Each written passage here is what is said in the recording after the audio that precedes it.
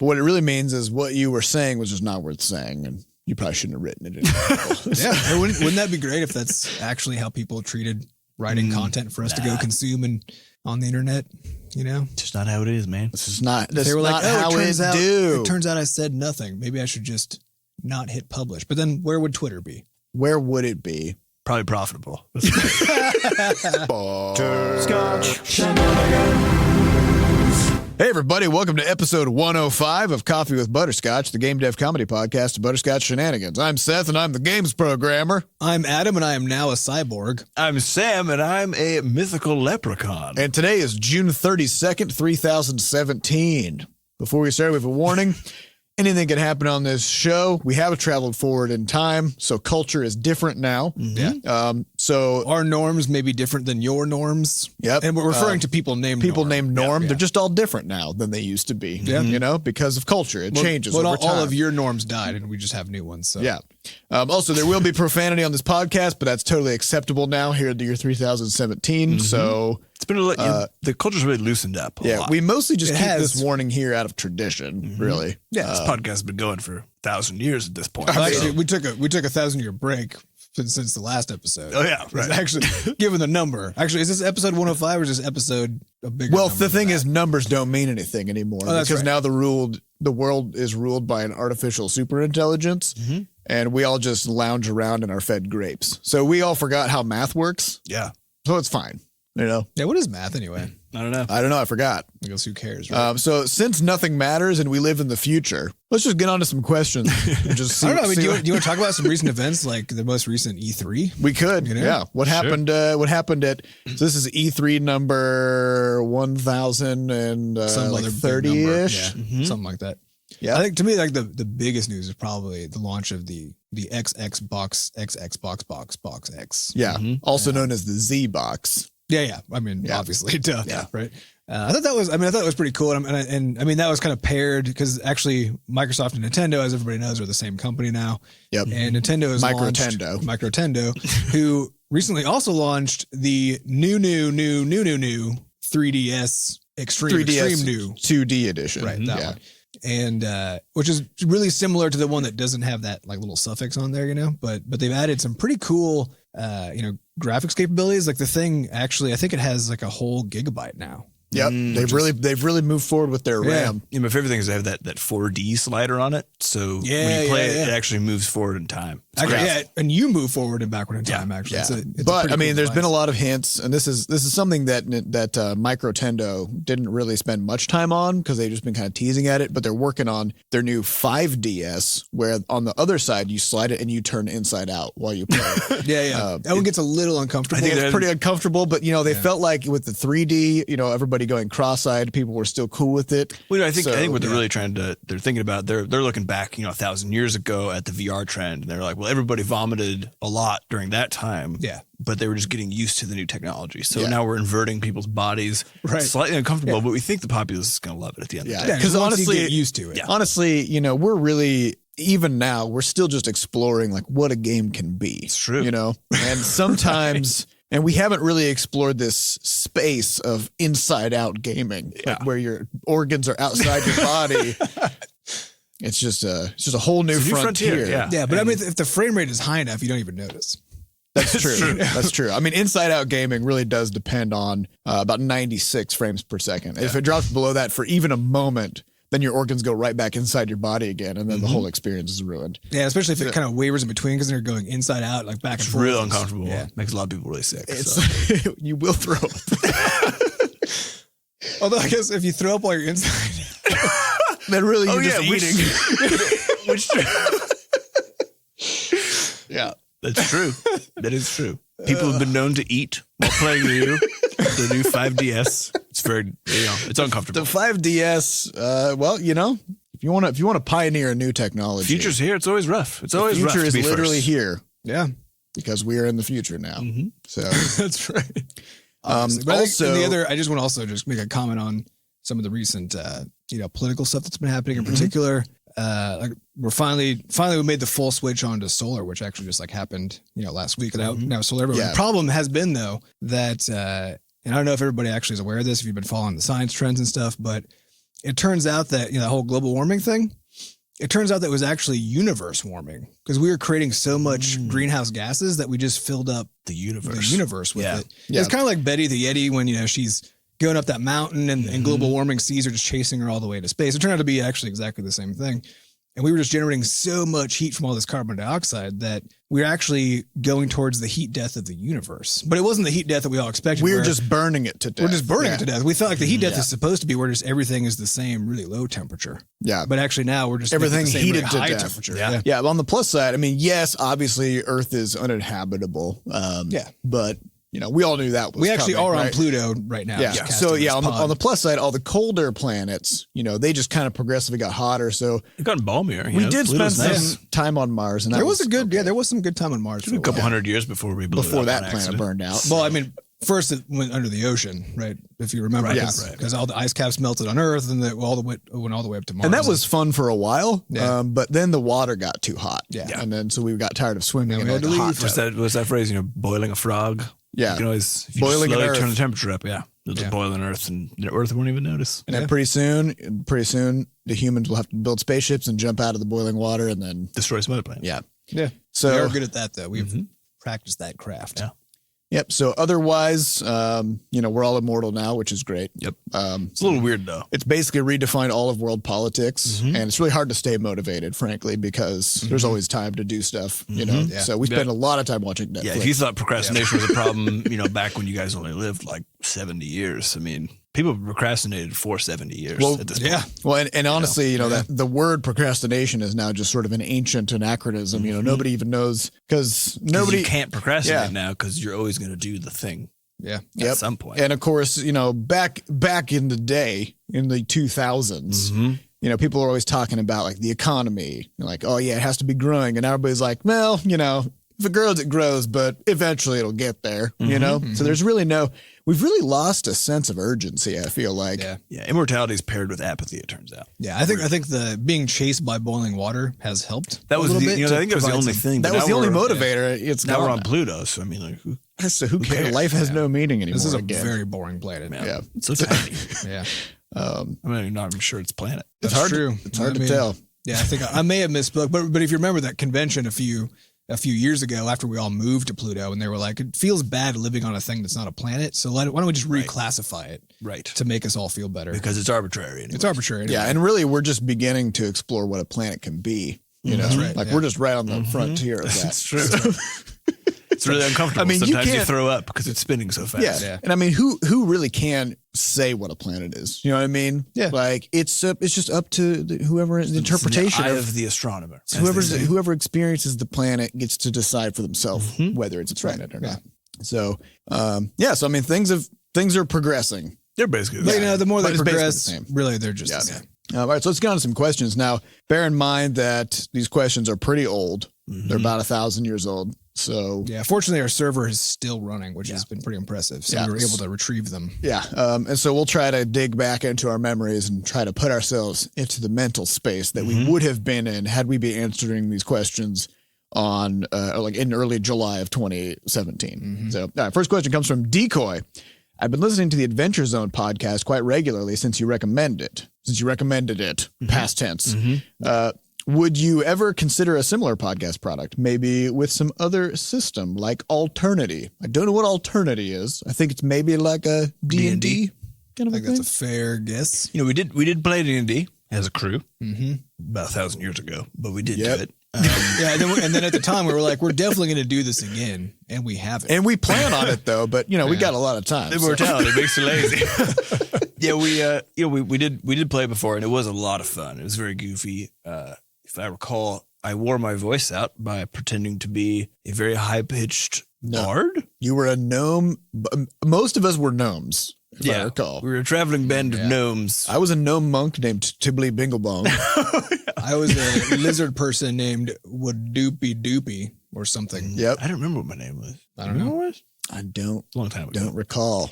I have looked into some alternatives to D&D. Are there any that are faster? That's the thing is like there's some that are like kind of trying to be, but I think kind of like D&D itself, that you actually have to play it before you have the context to understand even what it's about. Mhm. And I think the problem holds true with all the alternatives or the similar kinds of games, that they can tell you, oh yeah, it's, this is meant to be kind of a streamlined version of D&D or something, but you can't know that. Like you can't understand what the hell that is that they even mean because they still have like a novel you have to read first. Right. And so I don't know. I haven't actually just explored that space, which maybe might be something that I in like the next 1,000 years. Or we could make a tabletop game. Whoa. True. That is a pamphlet. It's just a pamphlet of how to play it. It's a It's a intra pamphlet game, not it doesn't go on the table. It's in a pamphlet. Yeah, everybody you just distribute leaflets to everybody. It's just a small sheet of paper. Via airplane or yeah, you just drop them. Yeah, I wonder if this happened when the printing press was invented. What, D&D? If someone just like printed up some handbook guides, pamphlet guides to Dungeons and Dragons, July 4th edition back in the day. Probably. That'd be it's probably, I think this isn't actually commonly known, but Gutenberg, the guy who invented the press, actually invented D&D. And then it was back in the 70s, people rediscovered the original D&D book and then just stole all of it. It was originally called Gutenberg's Magical Printing Adventure. Yeah, this is something that we discovered about 500 years ago when we were, like going through old libraries and archives and stuff. Did I tell you about the book called Libromancy from a while ago? Libromancy. Libra, like the Libra, like a librarian. Oh, okay. Like a book. Libramancy. So here's the idea put forth by this book, which is pretty awesome, which is there's some people who can reach into books and grab the things that the book is talking about. And like grab on it? That, like they can't do manifest, it with it other than grab it. Well, I mean, they can manifest it and pull it out. So the only physical thing. So like if a book is about happiness, you can't reach in and Whoa. get happiness. That's always true, though. Yeah, that's always true. But you can pull out laser guns and stuff. But Gutenberg was the first person to discover this. Yeah, it's an interesting book. Does Gutenberg now is the way? I'm not going to spoil it because he's very involved. Okay, all right. So I'm not talking anymore about it. Cool. Okay, but I'd recommend it. It's pretty fun. All right, I'll have to give that one. All right, so we're gonna, if I just can recap, so we're gonna invent a leaflet style tabletop game that you play with your friends. Yeah. Okay. All right. Next question comes from Dead Earth Man. Seth, this is for me. That's. All right. Seth, any plans to bring back the early platformer with the rocket-armed protagonist who looked suspiciously like you?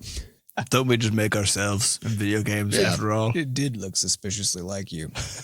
It was mostly the rocket fists. It was mostly that, yeah. So what was this, though? Tell people it was who don't like know what an it is. ethnically ambiguous, like middle-aged man with a full beard and head of hair, right? And rocket fists and green goggles. Yeah. So I definitely have most of the. I checked most of those boxes. That's what you look like now. But I forgot this was asked, thousands of years ago when you were bald and. Yeah, I didn't look like that back then. Right. But I've undergone. That's right. I've undergone my transmorph. Yeah, you didn't even have the rocket fists back then. Yeah. No, that was a very clairvoyant kind really, of past life just imitates art. You know what I mean? Yeah. So And art imitates. this was a game this was the first game I ever worked on. It's called Sky Brawler. Sky Brawler. It was for a Kickstarter. I kickstarted. This was around the time that Kickstarter first appeared. You did successfully kickstart. I successfully kickstarted it for a few $1,000. Worked on it for a year, and according to my sort of projections of what the game was supposed to end up being, I was about 6% of the way done. And I didn't know enough about programming at the time, so the game kept getting worse in terms of optimization, bugs, crashes, everything. And I didn't know enough about basically anything about games in general. So the design was bad, and most things about it were bad. Though the rocket steering was pretty fun. Yeah, that's true. You mean when you turn on your rocket boots and then you just fly? You stiffen up like a human missile. Yeah, that part was fun. I sometimes wonder what it would be like to create that now. Knowing what I know. Maybe we should do it for a jam game. Do it for a jam, just make a rocket fist jam game. We could do that. But yeah, I ended up contacting all my backers and telling them, hey, I'm not gonna finish this. So let me know and I will send you your money back. So that's what I did. I think only one person asked for it back. Yeah, a few people did. But most people were just like, I was just happy to contribute. I'm like, well, thanks. And to be fair, without those people, Butterscotch Shenanigans might not exist. That's true. Yeah. I did write them a big thank you letter basically saying, it was because of that project that I was able to, instead of getting a law internship for the summer, I was able to sustain myself over the summer and just make games full time. And that was my first experience doing that. I think because of that time I was able to put in, that kind of kicked everything off to get us where we are. So, it was good. Yeah. And to kind of to recap for those of you who might, have forgotten, where we are now is we actually are the biggest company in the entire galaxy. Yeah. Microtendo is actually a subsidiary. They're actually very small nowadays. That's where the micro Peanuts. comes in. Yeah. They finally, again, life imitated art, where art is a name. In this case, and life is a company. All right. Next question comes from 30 Extra. I'm interested in visiting St. Louis at some point. What are the essential things to do in your city? Butterscotch studio tour? I guess we should probably talk about St. Louis maybe now and also as it was, years ago, as it were. Yeah. So it's Butterscotch HQ is small. It was small. Now it occupies 3/4 of Pluto. Yeah. You would probably die before you were able to traverse the whole thing. Actually, except that you live forever. So. Right. So never mind. You'd be fine. Sorry, I'm still having a hard time grappling with this newfound reality. It's a very strange place. It's weird because it's been this way for 1,000 years now, but it's just hard to get. It's just hard to wrap your head around. But the St. Louis of old, BSHQ is literally Seth's basement. So So we don't give out tours because that means me giving out my home address to internet randos. Yeah. Not that you're an internet rando. I'm sure you're a perfectly nice, sensible person who isn't a murderer. Anyone you don't know is an internet rando, which doesn't necessarily mean... every internet rando is a murderer. Well, if you just roll the dice. If you just roll the dice, and it's always a murderer. Speaking of rolling the dice, did you know that Amazon Alexa can do dice rolls? If you say, "Hey Alexa, roll a d20," that sounds like witchcraft. It's pretty fun. I mean, this is, of course, can you Alexa now could also do like a million other things because she is actually the AI that runs our stuff. I mean, Alexa is all knowing and all seeing. Yeah, and Alexa lives in our minds and hearts. I mean, but as it used to be, Alexa was just a little cylinder that sat on your kitchen counter. Yeah. And we thought it was humble beginnings. Yeah, we thought it was cute when she could roll dice for us. And now weird times. As far as other stuff to do in the city of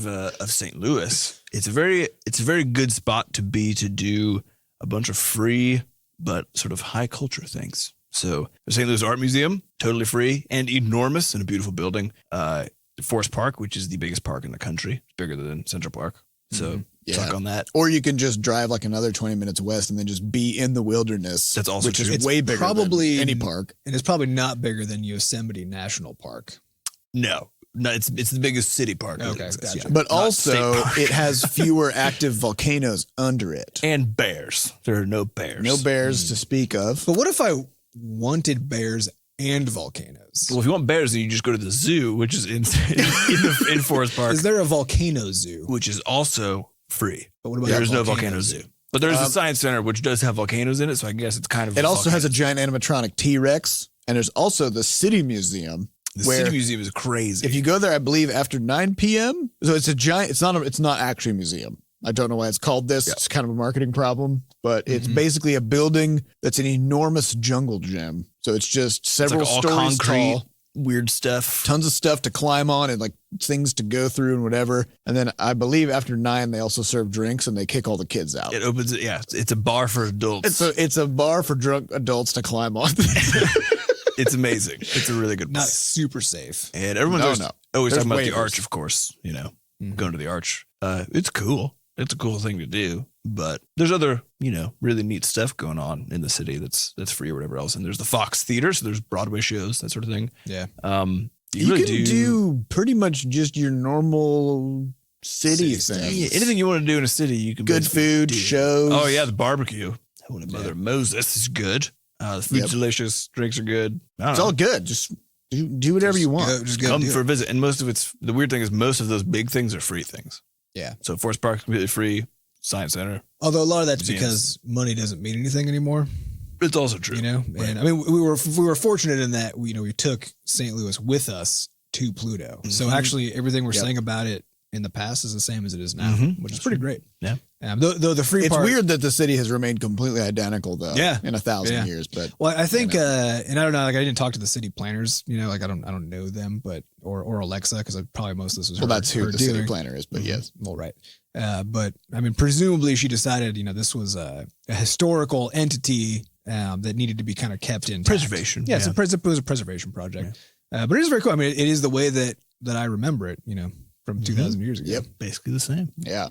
Our next question comes from Kula Bula. Indie devs can feel like a filthy used car salesperson when marketing their game, especially sending emails to press lists. How did you get over that yucky feeling? This is very slanderous towards used car salespeople. Yes. They're filthy. How do you get over hawking your wares? Is that basically the question? Yeah. Well, I think for starters, used car sales folk generally don't spend several years building a car themselves and then selling that. Also, the reason they feel dirty, though. You can feel good about that part. Yeah. Well, the reason they feel dirty, though, is because usually they're selling something that they know is not very good. Yeah. So their goal is to try to convince you that something bad is. You shouldn't feel like a used car salesman. You should feel like a salesman of a Tesla. You should feel like a Tesla, brand new Tesla salesperson. You should be sitting there and be like, I got the highest. Except if vehicle. you were Elon Musk. Right. Yes. Yeah. Yeah. Because you made it. Yeah. Do you think Elon Musk felt bad about telling people how awesome the Tesla was? Nah.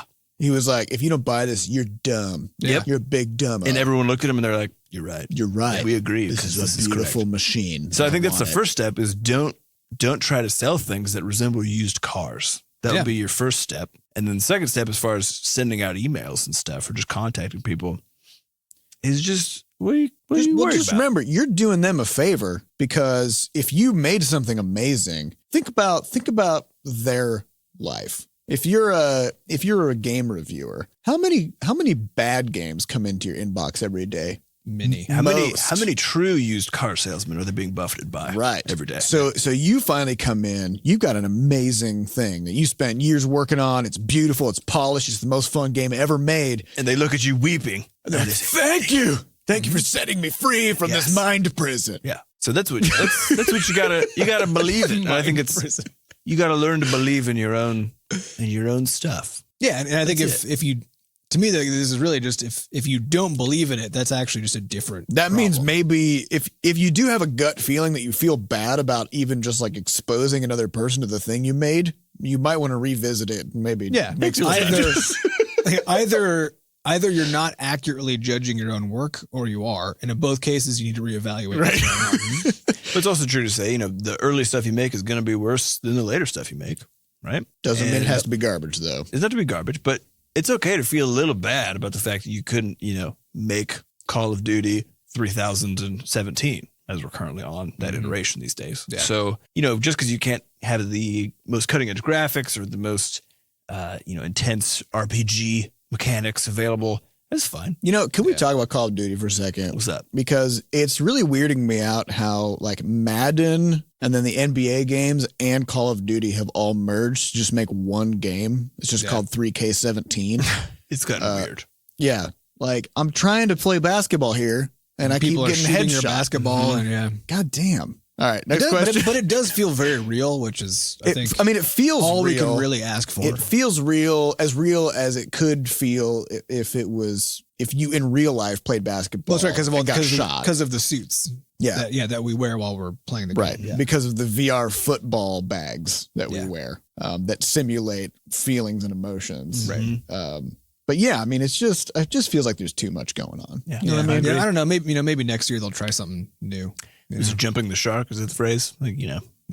maybe they need to kind of separate back out. Don't do too much. Just do what you're good at, guys.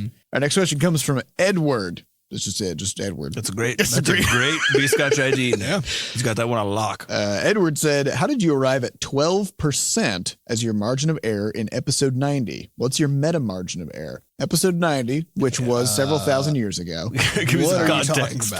We were talking about, I don't know why or how I remember this, but we were talking about But you do actually remember this? I do. Okay. We were talking about A/B testing icons, and we had discussed that if they said that an icon was like 13% better than another one, then that is not good enough for it to count as actually being better. Because I believe, Adam, you had said that there's a 12% margin of error on that particular confidence interval. There's a confidence interval. Yeah. Okay. Wait, so what was the question again? The question is, where did that number come from? Where did that 12% come from? Came from the statistics panel. Yeah. So if you have a Google Play developer account and you're selling your Google Play games, then one of the statistics they added at some point is they allowed you to do A/B testing where you could change icons, change whatever, and just see what happened. And they would give you a % improvement or deprovement relative to, the original icon or whatever. But of course, that doesn't mean anything by itself because there's sampling error. Mm-hmm. So what they also do is they just collect stats and they're every time they, increment the counter, they now modify what the margin of error is, basically just recalculate it, right? So they're calculating a 95% or 90% confidence interval, 90% confidence interval. 90, yeah. So they're basically saying if we were to see this same data, right, if that was coming from the real world, then 90% of the time, the real value would be within this range, right? Which means we'd be right about 9 out of 10 times. Right. So then they give you some numbers. So they'll be like, okay, the number is you did better at 6% or whatever. Our margin of error is 12%, right? And they show you basically like plus or minus over 0, right? So they're basically saying it could be plus 12% or minus 12%. And they're saying your thing did better at 6%, like smack in the middle of this margin of error, right? The margin of error means that number itself, that 6%, doesn't mean shit. You can just ignore it. It means if you were inside of that range, that margin of error, is that whole range actually the direction you want it to be? Because if it basically is just straddling 0 and is nearly symmetrical, flip a coin, right? The number itself doesn't mean anything. So what we saw with the test we did is we had to wait, I think, 3 or 4 weeks to get enough data to get that confidence interval to be pushed completely above 0%, where we knew that there was some improvement happening. We couldn't tell if it was, I think 12% was the top of the thing, 12% better. And I think 3% or something like that was the bottom. So we don't know exactly how much. So this is also, I think it's a good sort of demonstration of the difference between statistical significance and actual significance, right? So statistical significance says it's kind of these are probably different. Yeah, it's a misleading term because significant in the statistics sense just means that you are confident that it is different. Yeah. But significant in layman's terms means that it matters, right? Which is not really what they're not the same. Yeah, it's not the same. Yeah. So anytime you hear this is just important life tip. Anytime you hear a study talking about how this group of people in some study showed a significant improvement in something, if they don't also tell you by how much, right? Well, and I think importantly, and the margin of error. Well, and also even more context, are they telling you absolute numbers or proportional numbers? Yeah, because that also matters a lot. Because sometimes there'll be a study where they'll be like, did you know that if you eat bacon, you are 3 times more likely to develop this particular type of cancer? And it's like, well,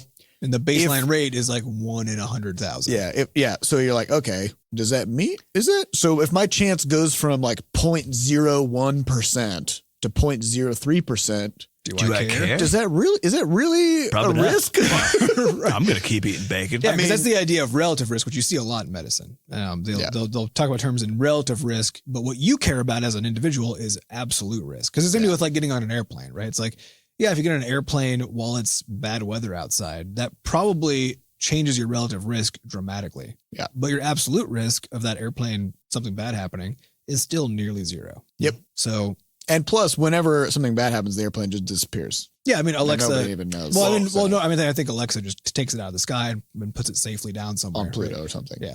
Well, unless you're United, but we know United actually turned into a gladiatorial combat. People pay for a couple that hundred now, years so ago. it's okay. It was a really good sort of business pivot. It wasn't really much of a pivot, frankly. Right. They just actually understood the niche. They just doubled down on their competitive advantages. Which I mean, and they're still around. So they're still offering kicking in-flight violence. They're literally kicking it. Yeah, I mean, I did try United Flight once, but I left with so many wounds. Yeah. I trained for it. It was kind of like like those really old timey things, those places where you could go like buy stuff and break it in a room, which like we felt like that was really edgy, it was kind of it's like that idea, which always felt really good to walk out of there. But But it does feel way better just to go on a United flight and be the only one standing. Yeah, be the only one standing, like beat the shit out of everybody. Right, until you're just in such a bloodbath. Yeah, the problem is that the staff there are really good at being the shit people because they're on all the flights. Well, and I think it's also practice. You're at a disadvantage as a passenger ever since they instituted their one stab per checked luggage policy. Yeah. So you go in there, you weigh it, and they stab you, and then if it's over 50 pounds, they stab you again. Yeah. And so you're already coming into the fight to the death at a somewhat disadvantage because you are bleeding out by the time you get onto the plane. But you can pay that extra $50 and you get to not be stabbed one of those times, which is just one though. Just one. Yeah. You'll still be stabbed at least once. Right. So unless you pay $100, because if you're in the was it like it's like the metaphysical diamond tier or something like that, or the quantum dongle tier. Quantum dongle. On United flights. Yeah. If you're in there, then you actually get to stab everybody. And then you just watch from a safe distance. Yeah. So that's only a few people are in that tier. Yeah, that's sort of expensive. That's a first class kind of a thing. Yeah. So. All right, next question comes from Smelly Platypus. Where have you guys come to know this much life skills and knowledge? Just we have been alive for 1,000. So it's just a general question, which has helped. How do we know stuff? Well, we talked, back in the summer of 2017, Spearmint Summer. We made a big list. Everything worked great, by the way. Yep. Still everything was fantastic. we were chatting with all the rest of the Butterscotch crew, and we just asked the question, what are you guys interested in doing? What do you want to learn how to do, or what's sort of the next thing on your list? Not necessarily in terms of your actual core skill at work, your trade that you're applying, but the other stuff. So, we give talks, we do the podcast, we know things about a variety of things. We know how to do a wide variety of things. We write, all sorts of things. So we made this big list up on the board, and the idea was that we would pair up with anybody who's interested in a particular thing, and for Spearmint Summer, tackle that thing with them to help them sort of improve that aspect of whatever they're doing. Make meaningful progress on that. Yeah, and I think it was actually it was fun and weird, I think, to look at the list we made, which is this really big list of, being able to write technical articles, for example, writing lore for video games, writing short fictional stories at work, handling marketing materials, all that sort of stuff. Drawing, giving talks, exercising, doing nutrition and all this stuff. It was a little odd at the time to look at the list and be like, yeah, I feel comfortable doing all these things. Mm-hmm. It was a big list of like good skills to have. And it's kind of fun to look at that and say, yeah, I got it. So how do we... Oh, well, I think it comes down. I think it just comes down to not being hyper focused on outcomes and learning how to embrace processes, right? Which is something that we do talk about a fair bit, but it does bear repeating. Which is the idea of by constantly being thoughtful about the things that you're doing, doing things like spending time writing every morning and just kind of like organizing your thoughts and planning your day and stuff like that, and making sure that you expose your mind to a wide variety of activities. So like take classes if you can to learn how to do different things, spend time in the evenings instead of watching TV. And also I would attribute this to the fact that we grew up not watching TV. So we had being taught to love to read. Yeah. We read a lot. And we like to do things more so than to just, just last night I was reading a book about JavaScript for the hour before I went to bed. Who does that? Who does that? Adam does. Yeah, and that's why I know a handful of things. I've been rereading the Power of Habit book. Yep. Yeah. Taking notes. And I was actually talking to my wife about this over the weekend. I was like, it's almost universally the case that people who I talk to who haven't really like put their life where they want it. Like they may have plans of saying like, I want to be an author, or I want to make video games, or I want to do this, or I want to do that. There's literally nothing stopping them. Mm-hmm. They just need to do it. Mm-hmm. Right.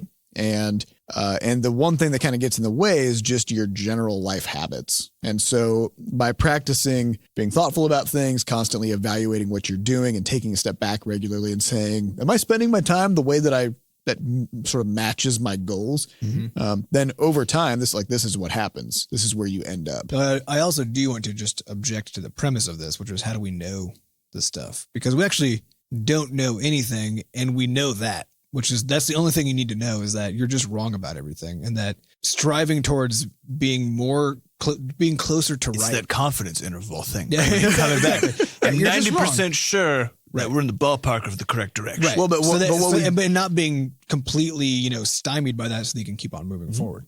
So you just always are pushing through this just vague fog where you know that you're not right, though you're doing the best that you can. But I think the interesting question, and I think the thing people get hung up on is actually the pushing through piece. Because, going back to your thing about saying there's a lot of people who want to do stuff who actually don't necessarily have any limitations put on them. Or if but they do, feel limited in some regard. Yeah, they aren't as limiting as they seem to. Right. So the question is what's actually happening there. And I do think a big piece of it, and this comes from the Power of Habit book too, is he talks about the core role that simple belief plays in the whole thing, which is you saying, yeah, I'm not good at this right now, right, but I will be, or saying I'm going to keep pushing because I believe genuinely, I truly believe that I'm going to get there or whatever else. Yeah. If you don't have that belief in the first place, then you're not going anywhere. Yeah. You're just going to sit there because why would you put energy into something that you don't think is going to pan out? And you always want to be thinking a year out where we're kind of thinking about, everything that you do right now affects what this same day next year is going to look like. And right. all the years and everything after, later. Right? And so compound interest problem. And so if you've been doing things a certain way, like maybe you come home every day and you heat up a Hot Pocket and then watch Netflix. And that's kind of your Monday through Friday. Yep. And then Saturday and Sunday, it's Xbox 32XZX day, right? And you're going to play several rounds of 3K17. You're going to headshot some basketballs, and then, and that's your weekend, every weekend, right? And then if you want your life to be different, you just have to accept that you just don't get to do those things anymore. Because if you keep doing the same thing, everything just stays the same. Yep. Right. And so it's that willingness to look a year ahead or 2 or 3 or 5 or whatever and think, I want this to look a certain way. And if that's true, what am I going to start doing right now? And what am I going to stop doing right now in order to make that happen? Yeah, there's a really good there's a motivational speech. It's somewhere on the internet, but it says something to the extent just do a Google search for motivational speech. I'm pretty sure it's like one of the top ones. Not even be sure to add though on the internet to that Google search. Otherwise, you might get you might be on the quantum net. A VHS tape might just fly through your window. Yeah, or something. That can also happen. But the idea that the guy puts forth is that, and I'm sure people have heard this before, but it's the idea that our greatest fear is not that we're weak, but actually that we're powerful beyond measure. Because that means if you accept that truth, that the fact that you're not where you want to be is squarely your fault. You just did that. You did it. And you didn't need to do it, but for some reason you did. And it's easier to just go, nah, it's just the way it is. Yeah. So I do think, I really do think people undervalue themselves tremendously. Yeah. Basically all the time. Actually, if you ever say a sentence like, I'm just not good at math, right? That's not true. That's just you saying, I've decided to be bad at math. Yeah. Well, no, that's not even, you just haven't spent time doing math. Well, that's the reality. You've decided, yeah. But if any time, here's a listener challenge. All right, let's do it. All right. From this point forward, literally forever, you do have forever. You never get to use the phrase, I'm bad at X. Instead, you have to say, meaningless. Instead, you have to say, I haven't spent enough time doing X to be good at it yet. Now it's your fault. Yeah. Which is how it's supposed to be. Yeah. It's not, you're not just inherently bad. You just haven't put the time in yet. But the thing is, it's just taking ownership of it, right? Because we also all get to decide what things we want to be good and bad at because now it is the case that we get to live forever so we can be good at just everything. Yeah. But, 1,000 years ago, we had to decide, we were only going to live by the time we were, like adults capable of making decisions. So when it's time to retire. Yeah, we're like 30-ish or something, then you're halfway to being at the end already, So you don't have a lot of time. You can maybe become an expert. And also we didn't have just like the automatic brain dumps from Alexa. So you actually had to learn things for real. Yeah. And we didn't have robot arms. So you had to spend a lot of time at the gym, which really burned a lot of hours. It takes a lot of your time. Yeah. And we had emotions and stuff. And so we had to like talk to other people. I mean, it was a lot pretty harder. Rough. It was a lot of time.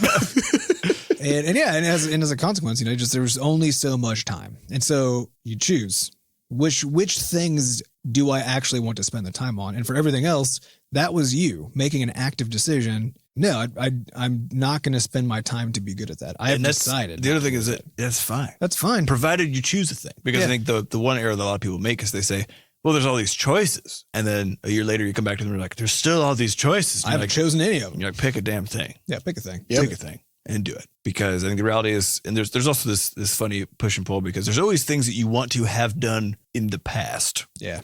So for example, I really would have liked to have learned Chinese past tense, very much so past tense, because I know this is going to be very hard to do. Yeah. No, you want to be able to speak Chinese. Exactly. Yeah, I want to have already done the work necessary to do it. Right. I want my past self to have done that for me. Right. But he didn't.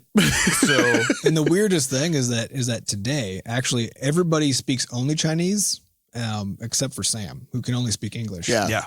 Because he's very recalcitrant. Yeah, but even like, I mean, he could get at any moment he could just get an Alexa dump, and just know Chinese. I just won't I do just it. can't speak Chinese. Yeah, just can't. I just can't. I'm just not He's good at it. incapable of it. But yeah, I think it's an important note too. Is that maybe the question is, in a year from now, what would it be? What would it be super nice if you could do Now go do a that. year from now that you didn't have to go learn in a year from now? Yeah. And then just do that up until Do that point. now and just pretend like it's a year from now, and you're just looking back on yourself, There was that being great- like, "I'm It glad is I'm not cool, doing though. that thing anymore." Yeah. But it is cool to be able to look back though. Fine, like when you get to that point, to look back and see what you've accomplished and where you've come. Mhm. And I think as soon as you actually start to do that for real, then that thing itself becomes really just kind of addictive.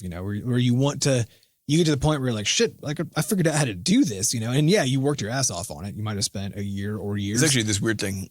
We had that NPR interview here live in St. Louis back in 2017, and we've been given a lot of talks. So we talk to a lot of people. We practice speaking on the podcast.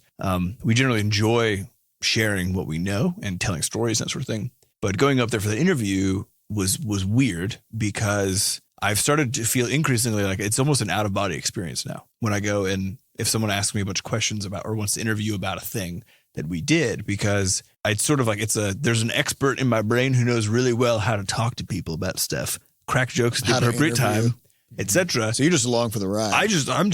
I'm like, genuinely feel like I'm in the background and this thing is just responding to whatever the But questions that's actually are. Really well. that's how any expert level skill is, right? When you get really good at programming a certain language or tackling certain kinds of problems, it's automatic now. It's part of your animal brain is now solving those problems for you. And then it is weird. Every once in a while you look and you're like, I did that. I didn't even know that I could do that, and it just happens automatically. Yeah, and I think one final good sort of tool you can put in your toolkit for sort of like for developing skills and putting in the time is to find somebody who's capable of doing the thing that you want to do, but who is also a total big doofus. And be like, well, if that doofus can do it, Yeah. come on, Yeah. It's the doofus technique. Mm-hmm. All right, next question comes from Retro Banana Man NL. Who is I haven't seen him in 1,000 years. Yeah, he's really retro. These Very days. retro. Still hasn't gotten his Banana Man license back. Nope. So he's not non-licensed Banana Retro Man. I don't even know if you can get those licenses anymore. No, they were banned in the mid 2300s. Yeah. So I don't remember why though. just Something about like a I banana. don't It was like a banana fungus or something. I don't know why they ever handed them out to begin with. Yeah, frankly. that was a little weird. I think it was a novelty item. Yeah. Question is, you build a lot of robots and demons to let them do jobs and stuff for you. How do you build them? Is it in Windows? What kind of program do you use? How does one? This is an interesting How do you thing. summon a because demon? I also spoke to a writer who had written and just published a novel, and he's like, "What do you do?" I was like, "I make video games." And he's like, "I don't even know how to think about how that is done." Right. So for someone coming in and saying, I want to summon a demon. How do you summon a How do you demon? summon How a do I- demon? What kind of ingredients do you need to put But I in think a it's also demon kind pot? of interesting though, right? Because when we think of say a novelist and that a writer, right? And somebody tells us that's what we do, and we're like, oh, like I get that because I've written before, right? But we don't really get it because it's a very different thing to know how to write and to be able to craft a novel, right? They're almost unrelated in terms of they have the same fundamental skill in the same way that programming and talking are actually the same kind of fundamental skill, right? But we have sort of this false perception. I think to me, it's actually the problem isn't even just how do you understand what programming is?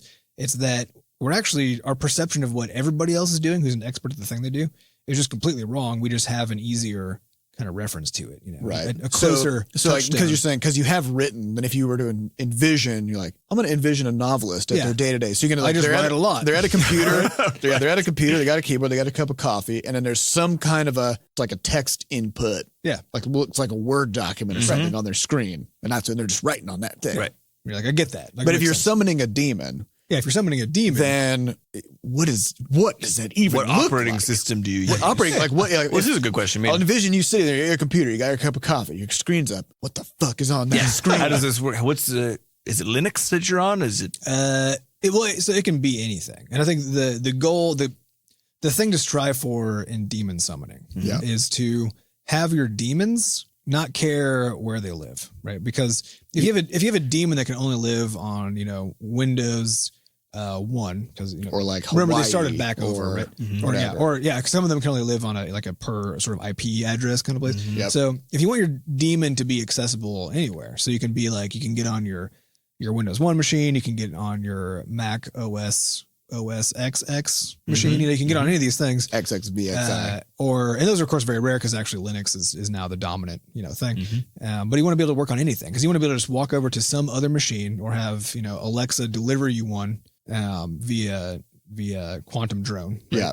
And just have a machine and just start working on your demon. Yeah. Because you don't want to be the demonist, which is the name of a demon summoner or a demon mancer, depending on whether you're from the north or the southern hemisphere. Right. Pluto. Yeah. You don't want to be one of those folks and be in a position where you're like, oh yeah, I'm in a situation where I have the demon. I know I made a demon that's perfect for this situation. You go to summon that demon. You can't summon that demon. Demon doesn't show up to do your bidding. Yeah. And so your demons should just be, they should not care. But how do you get that? So that means you need a thing. Quit telling me that. How does it happen? That means you need a summoning circle that can be put in any computer. Okay. Right? So your summoning circle, that could be like Python, for example. Like Python's a great, like you can take Pythons and wrap them into a circle. So right. Like so you have your incantation. You have your incantation, right? Yeah. So or something like Node, which is my personal current favorite, because Node is also a thing you can use various nodes as points to create a pentagram. You can use that for summoning demons. Yep. And so things like this that can now those tools themselves can live on anything, right? So now you've basically made a platform independent summoning circle. So it's a very robust demon. Yeah, a very robust way of summoning it. Yeah, because you can just then use your same demon script, right? Which is just the thing your incantation that your scroll, your scroll, right? Yeah. So you can just unfurl that thing in any of these circles, and it's just fine. So that's the first step is to choose the proper summoning circle kind of. So something like Node.js, Node.js, Python, Java. If you are from the 90s, Sure.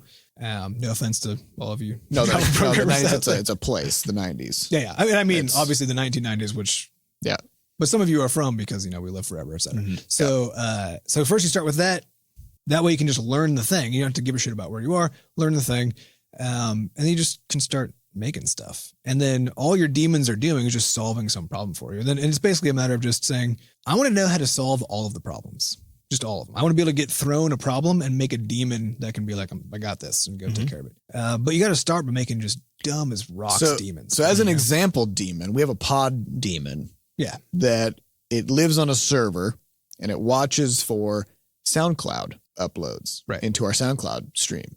And that's all it does is it just stares at our SoundCloud feed. Yeah. It has one of those fiery all-seeing eyes. Like 7 days a week. It's just it's just a big floating eyeball demon. And then when a SoundCloud track gets put up, so a new podcast episode gets put up, it starts screaming. It starts screaming. It then evokes the summoning ritual to create. Yeah, it's actually a series of summoning rituals passed among various demons. Yeah. So it triggers the cascade of demon summoning where various other demons pop up and they duplicate the track, they merge the audio with a video file, then they log into our YouTube account and then upload that new audio video file as a track onto our YouTube channel. And also put a description in there for us. Yeah. So normally that would be a process that would take a person like an hour and a half to get through it and make sure the upload was done and copy the description over and all that stuff. And a lot of just waiting around. A lot of waiting around. Now we got demons.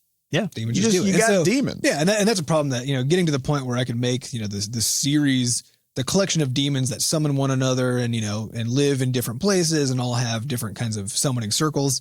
That's a thing that took 7 years of practicing demon summoning before I could really just takes time. Like it takes time. But the place where I started a long time ago, 1,000 years ago, was I got a book on C++ for game development, and I can't remember. It's some internet thing.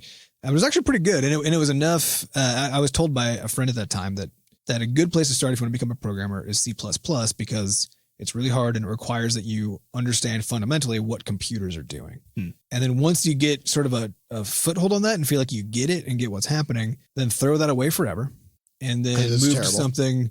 Yeah, move to something more sensible where you can use, your summoning circle anywhere. Because C++, you have to construct the summoning circle on wherever you want to summon your demon, right? So it's a very labor intensive, very hard to do. But something like Python or something else, you don't have to do that. So that was his recommendation. That was what I did. And so I learned just enough to basically make little sort of text-based, things where I would just have text that come up and I would answer yes or no, right? And progress a story. And then I started using it for work, where I would start taking the files that I was dealing with and start making programs that just read the files and processed them and then did something interesting. So instead of doing stuff by hand, you just I'll just make a demon. Yeah. And at the beginning, I never asked the question, will I actually get a sort of a time boost out of making a demon to do this for me? Because at the beginning, no. At the beginning, no. And that's not even the point. The point is once you understand the problem and can solve it. The cool thing is, now it's solved forever, but maybe you only need to solve it once. But at the beginning, you don't care. You just say, I want to try to find problems that I can cast into, a demon scroll so that I can actually summon a demon to handle this problem for me. And you just start with easy problems. When I was teaching my wife how to summon demons, I did it with a scroll that basically all it would do is it would take a paragraph and insert comma butts before every period and exclamation mark. And we just called it the butts generator, right? All it did was just pointless and dumb stuff. Yeah, but and so it was a pointless problem, but very kind of cute and funny, so that you can kind of stay engaged with it. Because I think the main problem when you're trying to learn how to summon demons is the language is so archaic. It's like mostly in Latin, and it's just hard to. It's just boring as fuck to read, and like you got to deal with pythons all day. Yeah, you got to wrestle snakes. Yeah, and the problems they're trying to solve are also just like they're so businessy and uninteresting, And so if you just invent your own as stupid as possible problems that are as small as possible, and start learning just enough to do it, find a book on it, and as you're reading through that book, it'll give you examples. It'll be like, type in this code and make it do this. Don't stop there. Don't keep reading the book.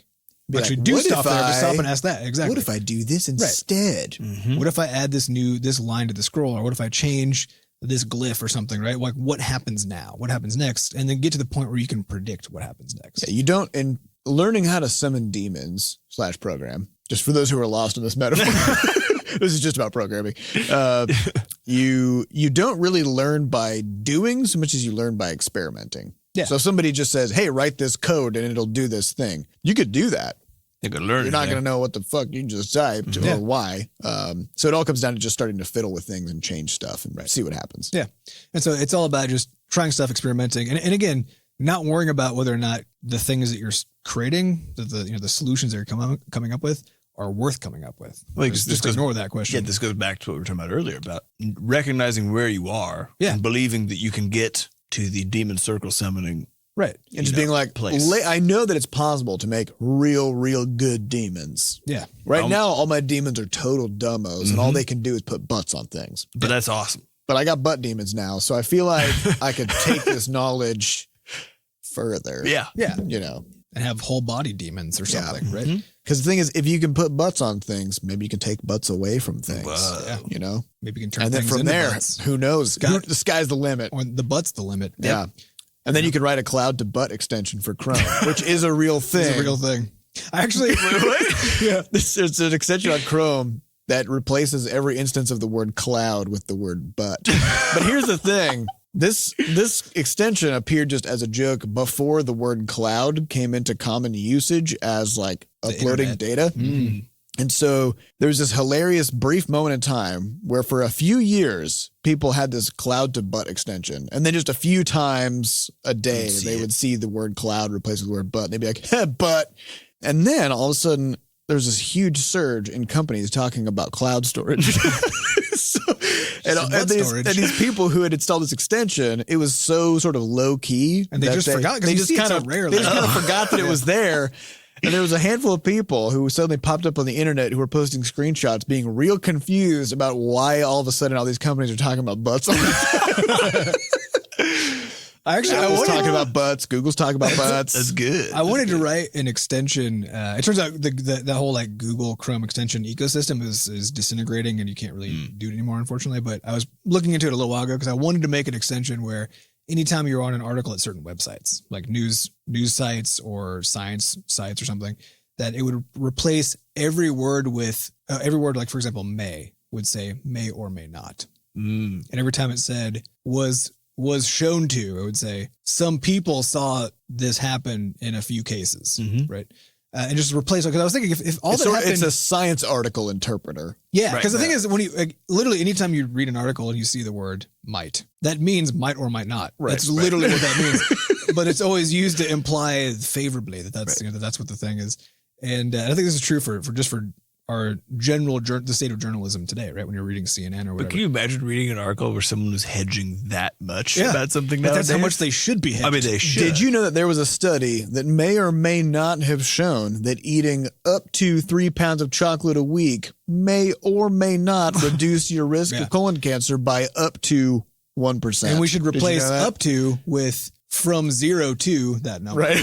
Right. Because that's also what that means. Yeah. You know, when they say it's up, you can do up to, you can make up to $1,000 a month with our scam. There's also that trick where people say over X number, right? Which really just means like very slightly over, right? Because if they're like over 500, blah, it's like a truthiness injector. Yeah. Because if some scam said, you may or may not make between $0 and $1,000 a month. Yeah. Instead of you may make up to $1,000, which feels better. But it means exactly the same thing. It's pretty funny. But what it really means is what you were saying was just not worth saying, and you probably shouldn't have written it. Yeah. Wouldn't that be great if that's actually how people treated writing content for us to go consume and on the internet? You know, it's just not how it is, man. This is not. They were like, how it turns out I said nothing. Maybe I should just not hit publish. But then where would Twitter be? Where would it be? Probably profitable. Boom! That's never going to happen. I mean, it still hasn't happened in 1,000 years. Somehow they still are losing $1 million. And I don't, why people keep buying their stocks? Yeah. I don't understand the financial markets. Man. Screaming into the void as we've gotten further and further into space, it's just become sort of the void is just underpinning. Yeah, the void has become scarier, so we just feel more like we need to fill it with stuff. You know, heat, noise. Yep. Wherever we can, really. just pure rage, emotion. Yeah. All right, we got time for one last question, which comes from Lagoria, who says, when creating your business, what affected your decision on where to incorporate?